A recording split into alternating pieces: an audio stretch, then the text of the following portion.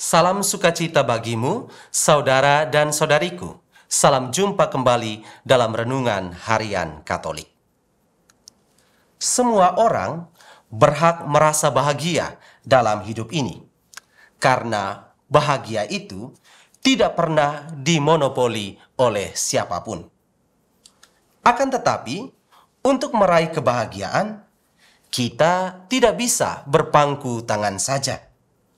Kita harus berbuat sesuatu, bahkan memperjuangkannya dengan sekuat tenaga.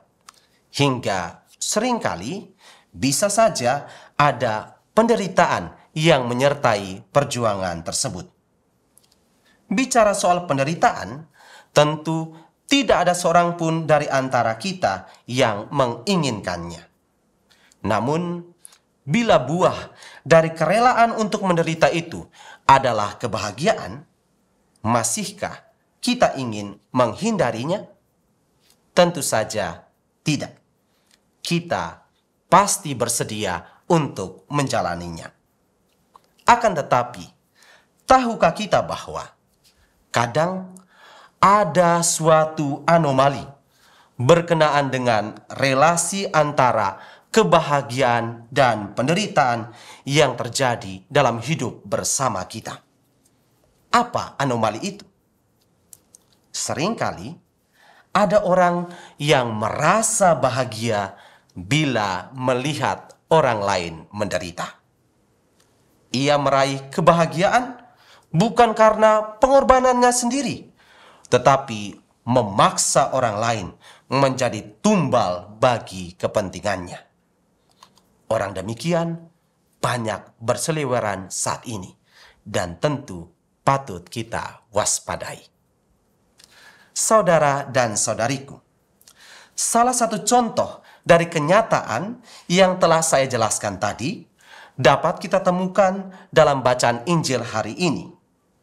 Lewat perikop Injil Markus bab 12 ayat 13 sampai dengan ayat 17, kita bisa melihat bahwa beberapa orang Farisi dan Herodian yang datang menghadap Yesus dan mengajukan pertanyaan kepadanya adalah orang yang ingin bahagia di atas penderitaan orang lain. Adapun alasan utama yang melatar belakangi pernyataan ini adalah tujuan kedatangan dari orang-orang tersebut. Dikisahkan bahwa biarpun di awal pertemuan mereka dengan Yesus, mereka sempat memuji Yesus dengan berkata, "Guru, kami tahu Engkau adalah seorang yang jujur.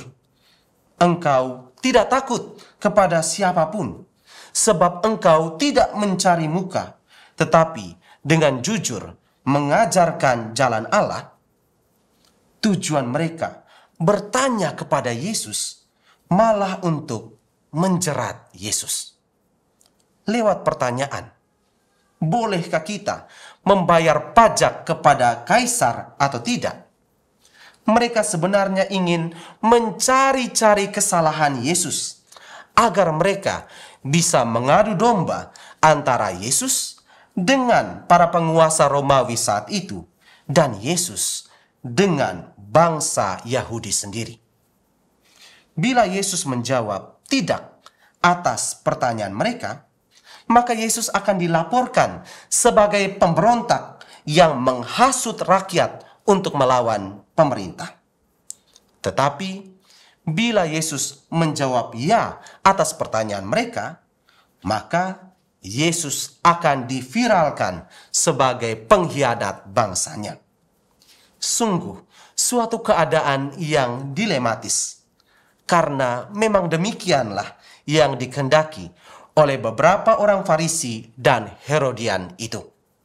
Mereka ingin bahagia di atas penderitaan Yesus.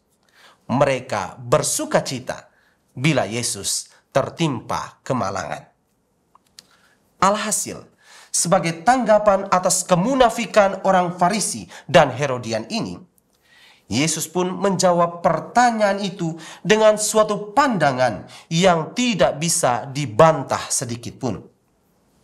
Diawali dengan meminta mereka untuk memberi sekeping dinar kepadanya, Yesus berkata, "Berikanlah kepada Kaisar apa yang menjadi hak Kaisar, dan kepada Allah apa yang menjadi hak Allah."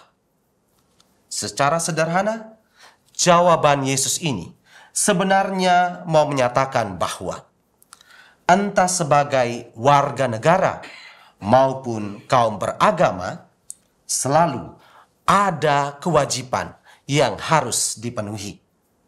Kewajiban ini tidak bisa dibanding-bandingkan karena memang tujuannya berbeda-beda. Maka sikap yang harus ditampilkan berhadapan dengan kenyataan demikian adalah melakukan kewajiban itu dengan sepenuh hati dan tanpa paksaan sedikit pun. Jawaban Yesus ini membuat mereka heran, dan niat buruk mereka pun sama sekali tidak bisa terwujud. Oleh karena itu, saudara dan saudariku yang terkasih, belajar dari kisah ini, kini kita diajak untuk menjadi orang yang tidak egois. Orang yang mau berbagi kebahagiaan dengan orang lain dan tidak menjadikan orang lain sebagai tumbal demi hadirnya kebahagiaan bagi diri kita sendiri. Ajakan seperti ini amat penting untuk kita ikuti, karena dewasa ini kita bisa melihat bahwa seringkali ada saja persaingan yang tidak sehat dalam memperebutkan kebahagiaan itu, hingga mengorbankan banyak orang yang tidak berdaya.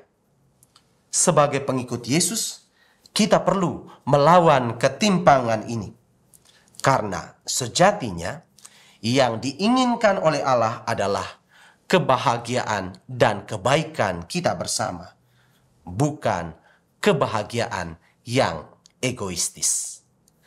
Tuhan memberkati kita sekalian.